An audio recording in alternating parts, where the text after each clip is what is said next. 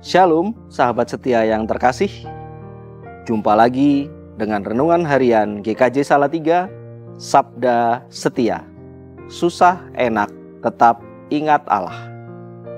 Pada hari ini, Senin, tanggal 7 Juli tahun 2025, Renungan Harian Sabda Setia kembali menjumpai kita semua dengan tema menjadi berkat. Tema ini didasarkan pada firman Tuhan dari Kisah Para Rasul 9 ayat 36 sampai 40. Sahabat setia yang terkasih, sebelum kita membaca dan merenungkan firman Tuhan, marilah kita berdoa kepada Tuhan.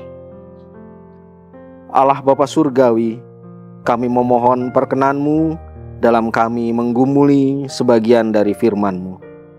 Kiranya kuasa-Mu menuntun kami pada jalan-Mu yang kudus. Roh Kudus juga kiranya menolong dan memampukan kami untuk memahami maksud dan kehendak-Mu. Dalam nama Tuhan Yesus Kristus, kami telah berdoa. Amin. Sahabat setia yang terkasih, nats firman Tuhan pada hari ini kita ambil dari ayat yang ke-36 yang berbunyi demikian.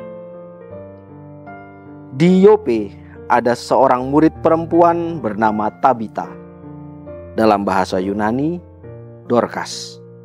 Perempuan itu banyak sekali berbuat baik dan memberi sedekah. Demikianlah firman Tuhan.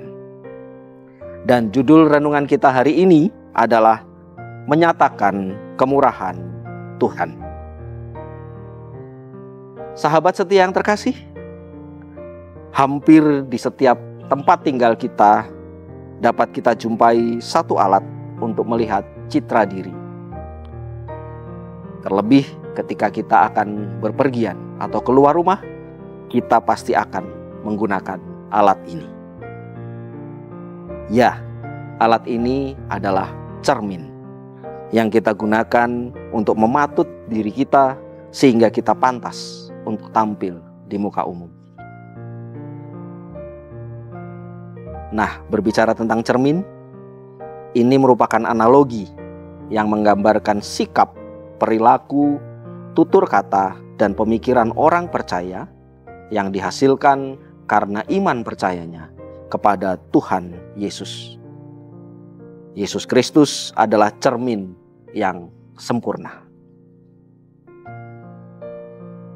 Padanya kita bercermin sehingga kita pun juga dapat menjadi cermin bagi sesama kita. Setiap kita harus bisa mencerminkan karakter Kristus, di mana di situ ada kelembutan, keramahan, kemurahan, kebersahajaan, dan semua wujud kasih. Sekarang pertanyaannya, apakah yang demikian ini sudah tampil dalam kehidupan kita? Sudah mewujud dalam diri kita? Sahabat setia yang terkasih, bacaan renungan kita hari ini menceritakan kisah seorang murid di kota Yope yang bernama Tabita, atau sering juga disebut dengan Dorcas. Tabita atau Dorcas dikenal sebagai perempuan yang sangat baik. Semasa hidupnya, dia banyak menyatakan kemurahan Tuhan dengan memberi perhatian bagi banyak janda di kota Yope. Sehingga ketika Tabita atau Dorcas ini meninggal dunia, banyak orang yang merasa kehilangan.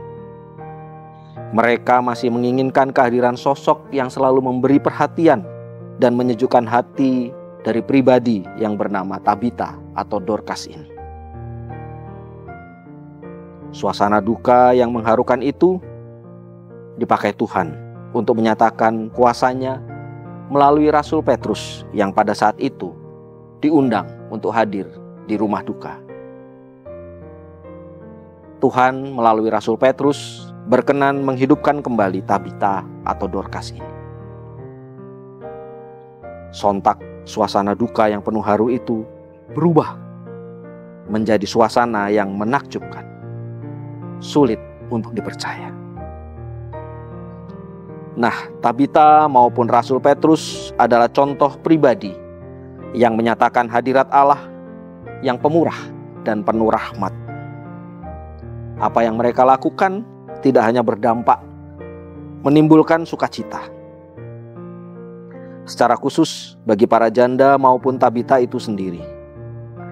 Namun lebih dari itu, kota Yope menjadi sebuah tempat di mana nama Tuhan dipermuliakan dan banyak orang menjadi percaya. Sahabat setia yang terkasih, kita sebagai orang percaya ditempatkan Tuhan di tengah masyarakat dengan aneka ragam persoalan.